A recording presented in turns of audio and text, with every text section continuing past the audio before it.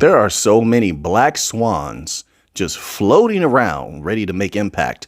I think it would blow the average person's mind. I really, really do. Don't get me wrong. There's a lot of positive catalysts, but the systems as a whole, not just the legacy financial system, they're going down, baby.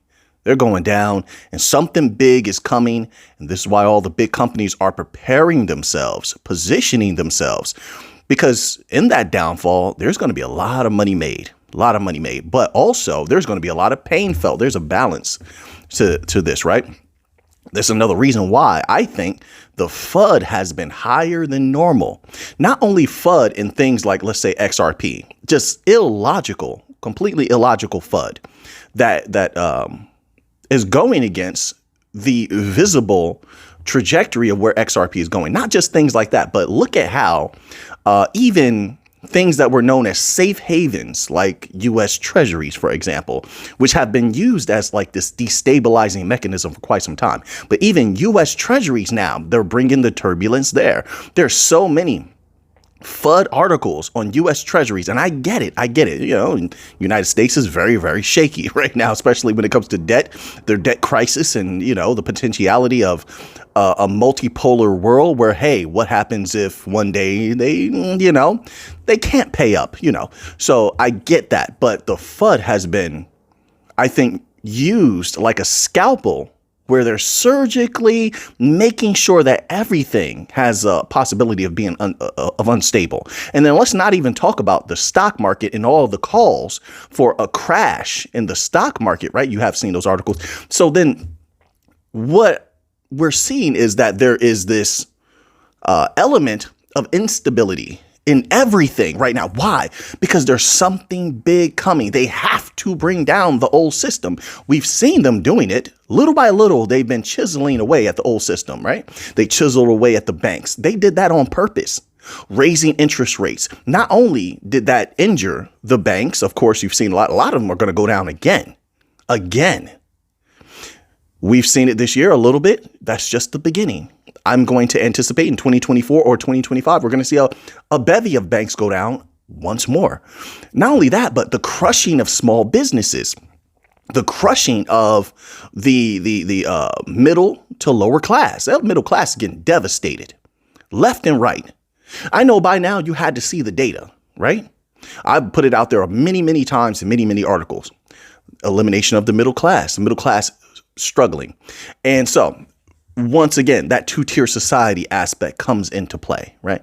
There's something big on the horizon. Now, you look at that surge the other day. I said this in that last video. That was very significant to show how fast, it's a reminder how fast crypto assets, especially bank coins, can rise. You think that those companies don't know that? Those big banks don't know that? Of course they know that. They want in on that capital. They want you out. And this is why they continue with the FUD, no matter how illogical. They want to get you out of there. Only the worthy that withstand that fire are going to be there. Them and the companies, right? Now, let's say they're not able to make those same gains in the stock market. Something happens with that. You have this stock market crash that they've been calling for actually occur.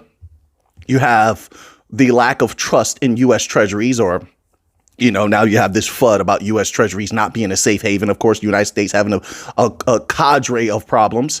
Then where does that capital go to play? You think they want to stop making money? That capital will go into crypto, the respected crypto assets. This is what I'm trying to say. Not financial advice, make up your own mind, but this is what I'm saying. And if that happens, we're talking about trillions on standby that are literally there waiting to flood into crypto. Anybody ever ask why all these billionaires and millionaires have all this mountain of cash on the side? Why is Warren Buffett sitting on the biggest cash pile of, I think, of all time, maybe, and just wait? What is he waiting on? What is that cash for, right? What are you waiting to go into? Then you see the rapid takeover and domination of crypto. The moment is at hand. It's just a matter of who's going to be there to benefit and profit from that, right? So then we look at things like this, and don't worry, you can skip this section and go to the XRP chapters and all these different chapters in here. We got some Solana news today, Cardano, but I have to give this information or I wouldn't feel right if I didn't talk about this, right? You have articles like this from markets. This is from markets.business.insider.com, and it's titled "Huge wait. Let me get it. Huge market crash coming as credit bubble.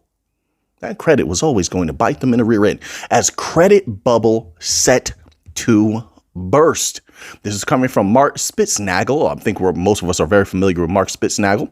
Mark Spitznagel, the chief investment officer of Universal Investments, which counts the author of the quote, the Black Swan, unquote, Nassim Taleb, as an advisor, has previously warned of a market crash even worse than 1929. This is not the only person calling for this. It says, quote, we are in the greatest credit bubble of human history, unquote, Spitznagel said. Now, at the end of this video, if people make it there, and today's going to be a potent video, I think. So please click that like button if you can. You're going to see exactly from you hearing this, then you'll see why people are stocking up, not people, companies, the big banks and the big money people are stocking up on gold. Why not? Why not sit on cash piles?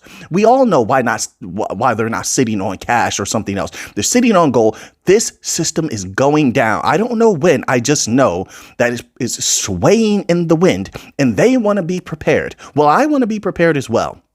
Not only to make capital off the downfall of the legacy system, but to also protect the capital that I have and all that I love, right? It says, quote, we are in the greatest credit bubble of human history, unquote, Spitznagel said. Quote, it's entirely because, and haven't I said this for 2 years? We've been here for 2 years now. We haven't been here for that long, folks.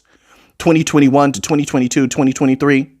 Well, 2021 to 2022, 1 year, 2022 to 2023, 2 years. We're going on 3 years coming up, right? I think my addition is correct. But I've been talking about the debt. I've been talking about the credit card use. I've been talking about the lending, the tightening of lending, haven't I? Quote, it's entirely because of artificially low interest rates. That was before. Artificial liquidity. We definitely used to talk about that heavy. The liquidity that they have is fake. Everything is propped up. It's all an illusion. The people. And here's another thing I don't like is when it comes to consumer price indexing and inflation. That is some of the fakest, most fraudulent information ever put out there. And yet people are running with it. I see it everywhere. Oh, inflation is down. Look at these numbers. Inflation is down. Numbers don't lie. Yes, they do lie. The person or the individuals who control the numbers are capable of deception. And so they can manipulate the numbers. They can leave out certain information. And in that way, numbers lie a lot. So while they're saying, oh, well, inflation is down, I think the people know differently. Yes, what you're calculating may be down because you're negating what's important. Correct me if I'm wrong, but food matters. Food and energy are not included when they're talking about consumer price index, when they're talking about core inflation. But that continues to skyrocket. You can see the proof of that everywhere. Articles, videos, every single day. We're getting flooded with this, right? So that's not entirely truthful.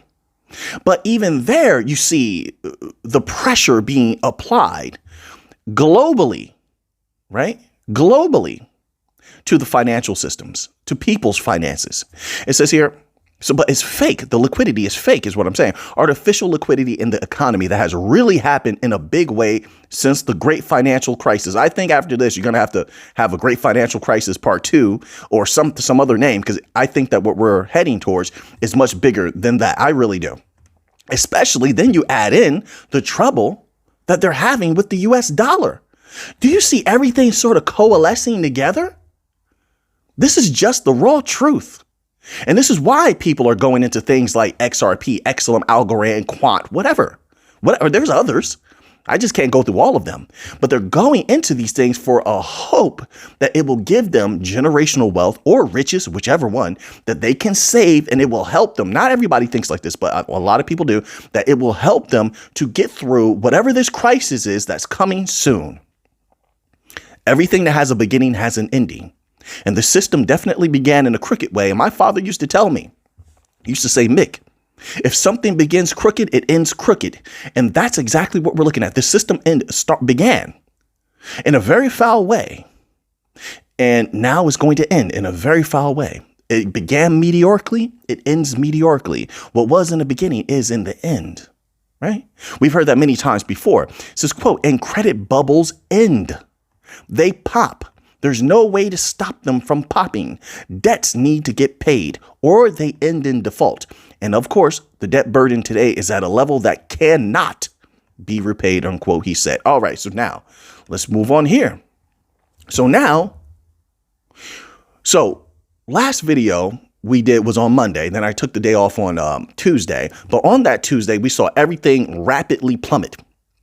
Then they came back up a little bit today, right? They came back up today. But why? And this is why I tell people you got to expand your mind as far as the causes that you're aware of. And let me tell you, U.S. Treasuries are a big cause of that. So Monday, in correlation with everything dropping, you have this volatility in the Treasury markets. They raise yields again. So this is from CNBC.com just to show you. Treasury yields rise again. Every single time crypto is doing well, Treasury yields rise. I don't care how much it is, but then you see that DXY gets strong. The Treasury yield goes up. And then everything else gets drained a little bit. And so because now there's this volatility when it comes to Treasury yields, not Treasury yields, my apologies, but Treasuries outright in the holding and selling of these things. Because there's that volatility now, then the markets can go back up. So we're seeing that inflow, outflow, that rhythm. A lot of people don't understand that. So when they see the markets go down, they immediately panic, thinking that, like the markets are going to go down forever. They're going to be red forever, when that's not the case. We've seen that's not the case, right? Which is a great thing. But the Treasury yields did go up. It says here, Treasury yields rose Monday as investors considered the state of the economy after a cut to the U.S. outlook from Moody's. We read about that. The yield on 10-year Treasuries added 1 basis point to 4.638%. The 2-year Treasury yield was last trading at 5.03%, shedding nearly 3 basis points. Yields and prices move in opposite directions, and 1 basis point equals 0.01%. So if you know that and you watch Treasury yields, sometimes when Treasury yields go up and they're tempting enough and they bring people back to those Treasuries, then you will see a liquidity drain. This happens almost every single time. Sometimes it happens faster. Other times it happens slower, right? So I just wanted to put that out there. So now we go here. Now, this affects the overall crypto markets. We've heard many people say this, that the trillions are coming. They're on the side. Now we have one more person corroborating this. This is from dailyhodl.com. By the way, if you're not subscribed already, please subscribe to the channel. If you haven't clicked that like button already, please click that like button. I'm putting in the hard work for you over here. This is from dailyhodl.com and it's titled Billionaire. Chamath Palihapitiya, my apologies on if I mispronounce the name, predicts market rally, says $6 trillion waiting to be deployed. What impact do you think that's going to have on something, let's say like XRP? I take XRP to represent the bulk of bank coins. It's the leader right now, right? So let's take XRP. It's in the clear, it has regulatory clarity. It doesn't matter what anyone else says. We have a legal regulatory clarity. How do you think that that's going to affect XRP? Come on now, XRP is going to play, of course. Let's scroll down here. It's just a matter of when, in my humble opinion, not if, when. Billionaire venture capitalist Chamath Palihapitiya says that markets are ripe for a strong rally as a deluge of capital looks to find a new home.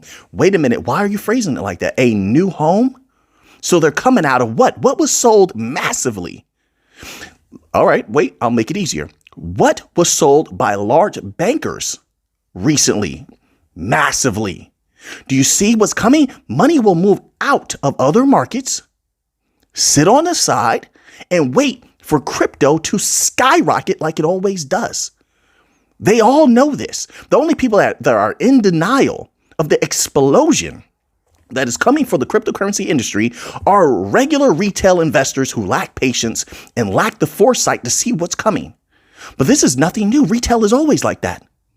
They psych themselves out of huge gains in capital. This happened in that last bull run. Lots of retail was very negative. And only a few were there when all the prices were super low. XLM was low. Batcoin was low. Polygon was low. Cardano was low. XRP was pretty low. Algorand was low, if I didn't say Algorand already. Then within like a month or two, it skyrocketed. And those few people were making hundreds of thousands of dollars to millions. You see, so that's nothing new. It takes those with a visionary eye. I believe you're one of those people, right? You're one of those. That's why you're here now. No, it's not just about crypto. It's in everything. You have to have that visionary eye, whether it comes to stocks, commodities, crypto. It's about that long term. The long term is where that big money is played. I'm not here for pennies. I'm not here for a few dollars. I'm here for that big money. I can get those pennies and few dollars in many places. Here for that big money when it comes to crypto, which means that takes time.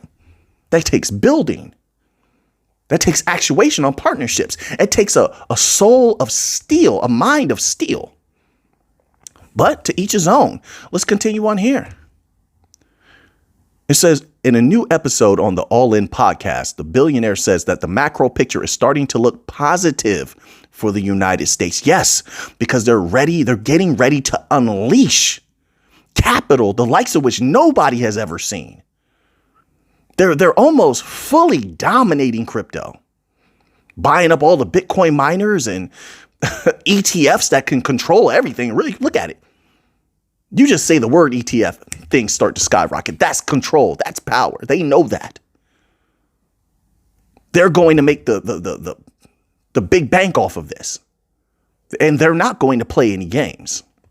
Now, so, and those prices will go up.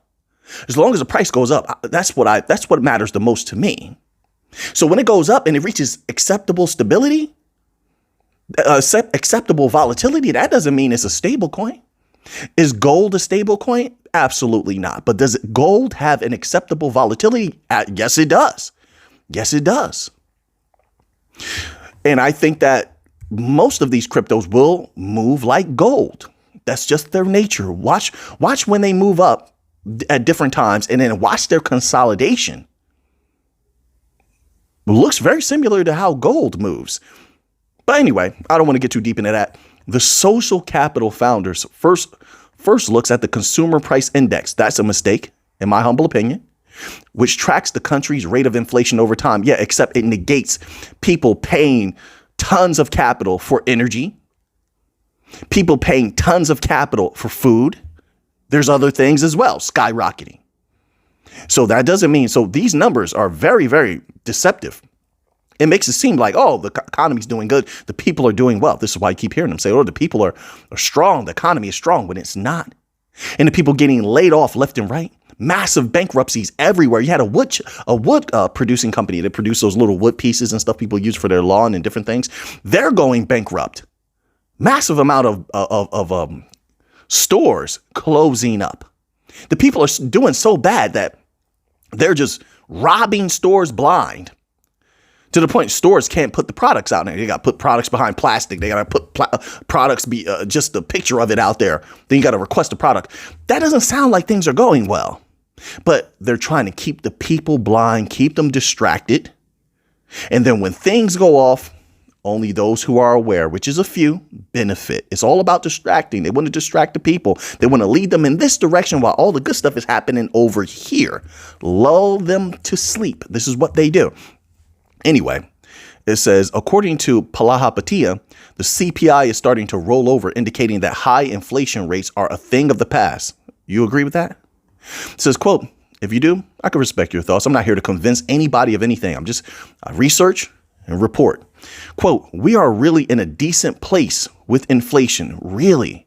The people can barely afford food. You see this? They really believe this. You know, these billionaires, of course, you're not affected whatsoever. But the people on the ground, which is the bulk of the country, which makes the country move, I promise you, they don't feel the same way. They can't even afford apartments. They can't even afford housing. Come on now. And once again, this is why the people have turned towards opportunities that not only can lift them up, but it did it before. It did it before. The people know. This is why it's so hard to shake them out. The ones who really experienced it, the ones who have the visionary eye, they benefited before. They made tons of capital before, and it wasn't that long ago. The people pretend like it's that long ago, but it wasn't. It wasn't. 2021 wasn't that long ago. Maybe some people just have short memories, to each his own. So if you think about what's going to happen in the next 6 months, it's mostly in the bag. There's a lag effect on a handful of CPI components, specifically rents, which when you roll them into this inflation rate, you're going to see it really, really turn over very quickly. Is that so? Well, we shall see. We definitely shall see. He continues on. So we know that inflation is falling, is going to fall even more. Is that so? All right, I guess we shall see, sir. So now let's move on here. Now we're finally getting to, but the important part of that article was $6 trillion is waiting to be deployed. That was what was important. So now let's get to the typical crypto news here, right? So now this article will ever load is from beincrypto.com. And it is titled, Expert Says Ripple XRP could rise 380% in November. We're already at the halfway point in November, but I'll tell you what, I don't see that happening without a massive catalyst. I just don't. Could a catalyst come out of nowhere? Yes, sure. It definitely could happen. It has to be something major, massively major. And I don't think that Bitcoin is going for the rest of November. I don't think Bitcoin is going to explode enough to pull up the rest of the market that much. I don't know. Is it possible? Sure, it's possible. I love it. I take it for sure. But I just not sure if that's going to happen with so many negative catalysts. Capital still floating around, struggle still going on. I don't know. I don't know about that. I think we'll see. We shall see. So this article here is from the cryptobasic.com and it's titled Ripple CTO and XRP community debate need for 10 XRP reserve fee on new XRPL accounts. Listen, I'm going to keep this simple and plain. This is what I believe. If it's not broke, don't fix it. You ever heard that? The elders used to say that. If it's not broke, don't fix it. If you have a system designed by genius minds, the foremost minds in their field, and I'm pretty sure they double checked, triple checked. They ran it by other brilliant minds. There was a brilliant team on this, not just David Schwartz. But if you have that, trust the process. Did the banks complain about this? No? You don't say. Then I'm not for changing it then, right? I want the bank's money to flood XRP. I'm not worried about retail. The retail is not where the big money is. Retail is not, I just don't see them en masse coming to XRP. So lowering 10 XRP is nothing for banks. 10 XRP is nothing for big businesses. That's what I'm after. That's what's going to skyrocket that price to where everybody wants it to go. If we're going to have a shot at this, to lower the reserve, who's that help? What, retail? XRP was not made for retail. It never was. In this article, David Schwartz or someone, maybe it wasn't David Schwartz. Well, they have his picture here. It is David Schwartz. Literally says that. That was never the intention. That's what XLM was supposed to be and is supposed to be for the people. So they have that very, very low XLM requirement for an account or whatever that is, right? You have like what, 1 XLM for an account, something like that. XRP, no. And I'm pretty sure it serves a lot of different purposes. One of them being there's always liquidity, right? There's always liquidity there because of that 10 XRP. Transaction fees can come out of that, different things. It says the X account, spend the bits on XRPL based payment solution, but attention to concerns regarding the 10 XRP concerns. XRP reserve fee for activating XRPL accounts. They take votes on this. They took a vote on it before. Wasn't it like before it was 200 XRP or 100 XRP or 50? I don't know. It was 20 XRP. It was something. Look that up. It was something. I think they voted on it maybe twice before. And this is where they ended up. 10 XRP. It says the account prompted the community to share their opinions on what they believe should be the appropriate fee. If it's not broke, don't fix it. And I see a lot of things. I'm not saying this is what would happen, but I see a lot of things get messed up where people from the outside, they love the product. They love what it was doing, what it's doing, its potentiality. Then they try to get involved. They didn't put it together, right? They're not making the partnerships. They're not sitting in the meetings and understanding what makes it delicious to those who would use it and flood it with capital, but they want to change it. Oh, let's change it here. And when those entities end up changing whatever it is that was great, that was shining before, it dulls it a little bit and it messes it up. You see that even with something basic like musicians. A musician makes a certain type of music. It's doing great. They're making millions. They're on top of their game, but they start getting hated on. And then they change the way that they operate. And then it's over for them. Because what the people at their core who wanted to use the product, who wanted to partake in the product, originally loved, it was tainted. It was changed. Now they can't love it the same way anymore. They can't use it the same way anymore. I would hate to see that happen to the XRPL. Let it shine. That's all I think. Let it shine. I don't think you need to lower it. Let's scroll down here. There was a part here. It says, interestingly, the Ripple CTO explained that unlike some other chains, XRPL's account reserve serves multiple purposes, providing users with an account, an owner directory, and 2 other objects. Importantly, he clarified that users are not directly charged the reserve, which, by the way, you get back if you close the account, don't you? You get that back. It says, instead, it goes for covering transaction fees, and market participants can recover it by removing objects. I told you. See, I told you can get it back, or deleting the account. All right. It says Schwartz emphasized that the XRPL was not initially designed for a large number of low value accounts. That also was eye opening. It's not designed for a large number of low value accounts. So then you must go in the opposite direction. It's designed for a few high value accounts. See how he tells? He's telling. Muy linda. He's telling. I like it. Me gusta. I like it. It says, but rather focuses on features like destination tags to reduce the need for numerous accounts. Listen. Also, David Schwartz is the same one who said that XRP operates better at a high price. You see how he's telling? He gives you pieces of the puzzle. You put them together and you're like, wait a minute, this is sounding really, really good. I see what you're doing. You're dropping breadcrumbs, but only certain people see it. So there you go. That's how I feel. Not broke, don't fix it. Let's move on here. I think XRPL is going to do well, right? I'm always super bullish on the XRPL, period. Ride or die with the XRPL. That's how I feel right now. So this next article is also from the cryptobasic.com and it's titled, quote, BlackRock eyeing an XRP ETF would make perfect sense. Expert explains why. Well, I've said this. It's one of the few cryptos that has clarity.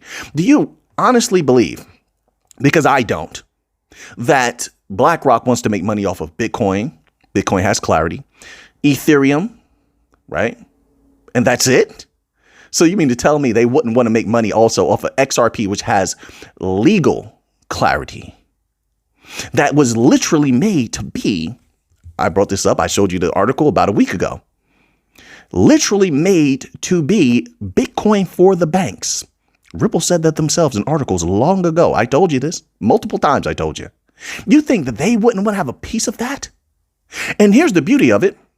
Them knowing that, and I know that they know. But them knowing that, they would make a huge push behind the scenes if they were to get involved with XRP, if they haven't already. They can do a lot of things by way of proxy. You do know that, right? Proxy is the way of the world. Just is. Even with war, all these wars are fought through proxy now. Everything's through proxy. So too, acquirement is done mostly through proxy. But anyway, they would make a huge push for those banks to go towards XRP. That could be their money bag. You know, people don't see what's coming, but I think it would be logical that they definitely will have their eye on it. Whether it happens or not, Well, who knows? We don't have a crystal ball, but I think there's a high possibility of it happening. Yes, I do. Asserted that BlackRock aiming for an XRP ETF would make perfect sense. I agree with that.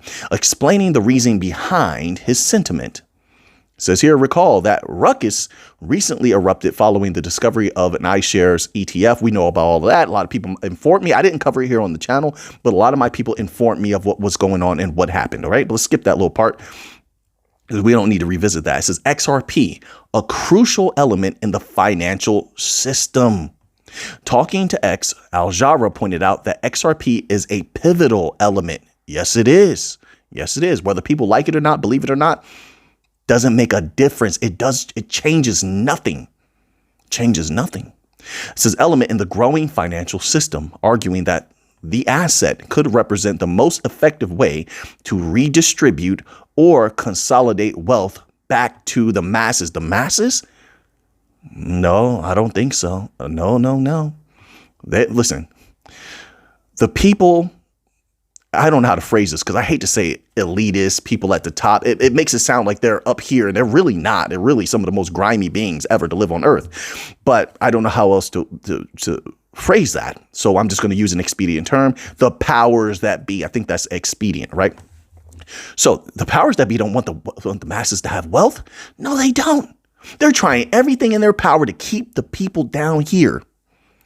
And if you keep the people down here, then they can extract more capital from them through all different possible means and give it to themselves. And that elevates them. And thus you have the two-tier society, which is why you see the middle class getting absolutely devastated. Let me ask you a question. A lot of these single family homes and things like that were purchased up and stuff like that, making the supply chain even tighter. Who was doing that? Oh, that's right. Big companies. On every single level, they're giving capital to themselves and yet pushing the people down further, making it more expensive for the people to live because they're extracting more. There's a lot of price gouging going on. Come on now. We see what's happening here. So consolidate wealth back to the masses? No, a few select ones, a few chosen ones, a few brilliant, bright ones are going to be the ones that benefit from this, just like they did last time in the last bull run. And there was a lot of people salty that they didn't get in on it when the bull run popped off. Not like they weren't warned. They definitely were. So the same thing, I think, will happen even bigger this time because now the FUD has really gotten a lot of people out. The FUD has really changed a lot of people's minds. They were shaken by that. And so they won't get in on time until it's too late. That money will be the only thing that changes their mind. By that time, the market's already going up. We've seen it before. It's going up and everybody's made a ton of money. They're sitting on capital, sitting on gains now. Gains that they could easily extract, which is what's going to happen. And then the people will get in. The masses get in when everything's about to crash. They always get in when it's at the top. And they will have all their favorite article writers and influencers get in now, get in now. This always happens. I'm just calling it what it is. It's true. Get in now. When it's at the top, I saw with my own eyes. Be careful. Do what you want. Do what you want. But in this money game, it's cold-blooded and cold-hearted. I'm telling you. But no. So wealth back to the masses. No, I have to respectfully disagree on that. Only a few select ones, few who see what's coming will benefit. Interestingly, that's my humble opinion. If you disagree, I'm not going to convince you otherwise. I can respect you have an opposite opinion. Interestingly, one argument Al Jarrah presented is the extensive ties between major financial institutions and XRP. While some institutions remain discreet about their relationship with XRP, others have publicly acknowledged their connection. There's so many connections. It's unbelievable. Banks, governments, large companies. Let's move on here to another article, okay? So this article here is from NASDAQ.com and it's titled, Ripple XRP price set for another rally as millionaire investors deposit. I don't think it's going to happen in the short term, but everything is lining up long term. Long term. I'm here for the long term, right? The banks are lined up. Billionaires and millionaires talking about XRP positively. The governments have their hands in XRP. We're dominating globally. Don't make no mistake about it. We also have dominance in the US. We just haven't been able to flip that switch just yet. But I do believe it's coming. Right when, like a thief in the night, right when people least expect it. And many people will not expect it. Many people will doubt, and that's perfectly fine. But it will happen when people least expect it. There's a huge crash. I think what they want, and I said this plenty of times before, they bring the system down first and it's swaying in the wind. Look at the devastation that they've been laying to the legacy system. It's been laying to itself. You have to tear down that old house before you put up the new one. All the while, they're keeping people distracted. Not really. They're allowing the rest of the world to keep the people distracted because, oh, BRICS nations, while we're all looking at BRICS nations, they're not looking at what the U.S. is doing. The U.S. continues to build on their CBDC system. But what are they working on? The U.S. is very good at keeping quiet. They keep quiet and they distract. There's Fed now, even though Fed now is floundering, is drowning, is doing terrible. I have an article on that as well. We may not get to it in this video, but they keep you distracted while they build and work on something massive, massive. And if they can already work with one blockchain, two blockchains, believe me, they can work with a third. You think XRP superior to the blockchains that they're using right now? It's superior in every possible way as far as what it's designed to do. You think they're not going to go heavy on that? But by that time, they will have squeezed so many people out of XRP. It'll be their coin. You know, the U.S., I will say this about the U.S., they play for keeps. They definitely do. They don't play to share. They're real selfish. Oh, this is mine. Yeah. And that means something powerful when it comes to price action of certain things. Now, it says here, let me scroll down just a little bit here. Crypto whales have bought 90 million XRP in the last 48 hours. I don't put too much into that, honestly, unless they're going to say they moved it to offline wallets. If that was something that's noted here. It says, according to sentiment chart below, the large investors' wallets holding 1 million to 100 million XRP had only 8.93 billion coins in their cumulative balances at the close of November 12th. But that figure has rapidly increased to 9 billion as of Tuesday, November 14th. Very interesting. I mean, look, I know why. If these are going to be long-term holds, I understand why. I do. They see what's coming. And yes, we've seen this many, many times before, but how is this different than many people with less XRP constantly stacking? This is not a lot to people who have a lot of capital. This is not a lot. It's the same thing I say about the overall circulating supply of XRP. People look at that amount and say, well, this is a lot of coins here. Not to banks, it's not. And it's not a lot of money to buy all of that up either and just hold it in a closed ecosystem. It's not a lot of money to them. Money's nothing to them. And all this money is fake.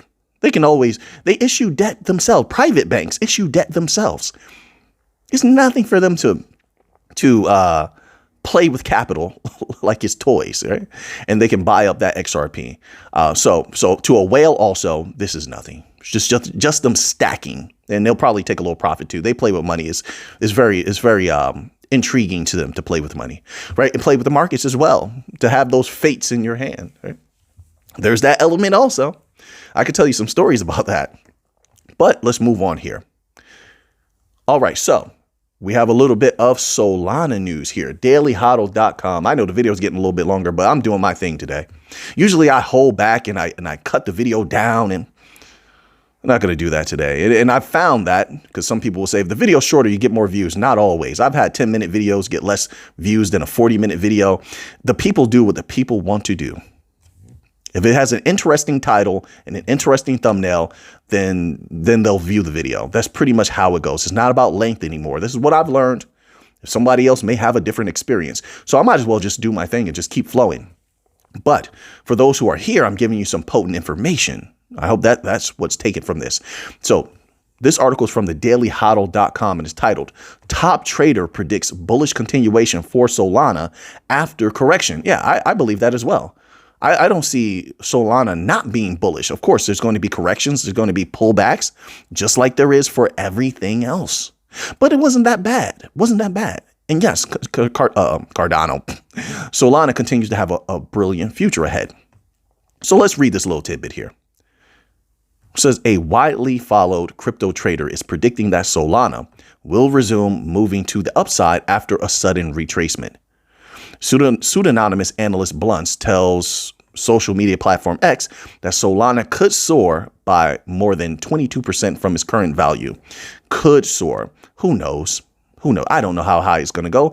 I just know I want it to go up. That's it. I keep it simple. I want it to go up. It has all of the partnerships. It has all of the momentum to continue to go up, all of the support. So I think it's going to go up. That's it. Where it goes, who knows? Let's wait and see. Let's wait and see. Blunts utilizes the Elliott wave theory in his technical analysis. Well, I don't. I'm going to go by what really set it off. And it wasn't charts. And it wasn't retail. Or at least not before partnerships were made known. Advancements were made known. Innovations were made known.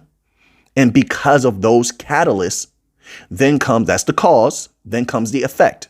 More capital comes in from institutions as well as some of the retail investors as well. Okay. Retail whales. And then the price goes up. So, yeah, charts have their purpose and such, and I look at charts from time to time. I do, but they'll never hold as much weight as a solid partnership, a solid catalyst. That's how I look at it. All right. So I'm still super bullish on Solana. So now we're moving on here. Let's see, what articles do we have left? Bitcoin. And we have a dollar article. Let's skip those. We're going to go to some gold here. All right. Because gold is going to be a huge factor in the future. It's not going anywhere. As a matter of fact, it's going to become more prominent. This article here is from kitco.com and it's titled, China's gold holdings are 10 times the reported amounts. Of course, look, a lot of countries are very wise. They're not going to be very open with their enemies and just handing them information. Information is powerful. Keep silent. There's an old ancient saying, keep silent thine tongue, that thine words will not betray thee. Keep silent, keep your mouth quiet before your words betray you is what it means, right? So China knows that. They operate in that way. A lot of these countries have a lot more gold than what they're reporting. But why do they have gold? Because they know that there is a problem coming, a looming devastation to most of the fiat currencies around the world, as that system cannot continue on. It is not sustainable. And so in lieu of using fiat currencies, you're going to need something solid that protects your value and that you can use as a currency. And gold is it. It is the safest, in my humble opinion. Gold and silver, they are the safest. And so, yes, that's going to continue. That's going to continue to keep that price up. And I see gold going much higher. So now, if that wasn't enough, here's another article. This one also from kitco.com, and it's titled, Greenlight Capital holds a record amount of gold. Why? Why is everybody holding a record amount of gold? I'm going to tell you what, I felt for quite some time that I have enough gold. I felt like that for a while. But reading these articles, to be quite honest with you, it made me even more bullish on gold. Made me want to get some more gold. We want to be honest. And I don't say that to move you this way or that. I'm saying it because I'm just having a conversation with you. Can we have a conversation? Right? I'm not an influencer. I'm not trying to make you like, I hope these guys get gold. No, it doesn't make a difference. As you see, it doesn't make a difference.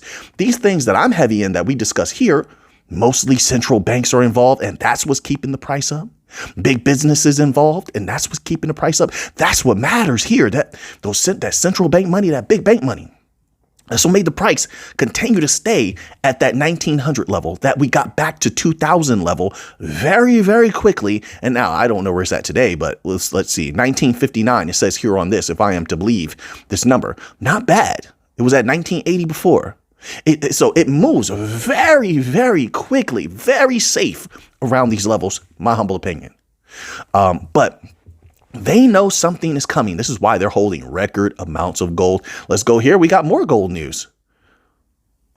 I want to skip this one. I have like 5 more gold articles, but I want to get to this one here. This one here is from CryptoRank.io. It's very rare that I see a crypto page very bullish about gold. So this was a very interesting, and they're iterating sentiments of gold experts who are calling for a very high price in gold. Now, personally, I do believe that in the next 2 years, it is possible if the banks go down or if there's a massive geopolitical problem that gold could reach $2,100. That's where I have my eye on right now. $2,100, I believe is very reasonable. But I've seen calls for $2,500. Now here you have a call for $3,000. They're very bullish on gold. I'll take it if it goes there. So it says here, gold prices forecasted to rise 50% in 2024 and reach $3,000. Wow. Wow. Let's find out what they're saying here. The prices of gold are skyrocketing due to the ongoing conflict in the Middle East. Gold prices spiked double digits this month, rising by 12% in November. The precious metal was at $1,815 at the end of October. Yeah, but let's not forget where it was in the springtime. And slightly before springtime, when all those banks went down, all-time highs. Right? Or they were a very high price. It says, and reached a high of $1,968 last week. Look how fast that happened.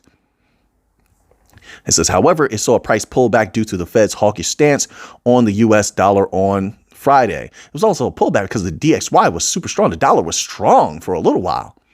The dollar was in the green. Right? Precious commodity is now at $1,938 and remains briefly in the red at the start of the trade on Monday. This is why I never worry about gold at all. First of all, a lot of people are still sitting on gains from long ago when we got in at very, very low price. But I never worry about it anyway because gold is always bullish. There's always something happening that's going to pop that price up from what I've seen. Once again, not financial advice.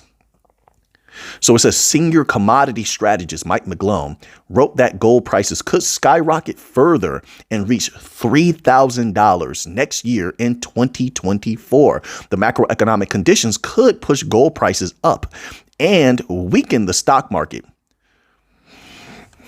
Oh, Nelly, the stock market. We'll see what happens with the stock market. They're calling for some kind of, I've been reading this for months now. Some sort of crash coming for the stock market. We will see. We will see. Even though the people believe it is not coming. A lot of experts been calling for a crash to the stock market, but we keep our eyes open and we'll move accordingly. So now that you have that information, what are you going to do with it? I know what I'm going to do with it. So until next time, everybody out there, let's get to the money.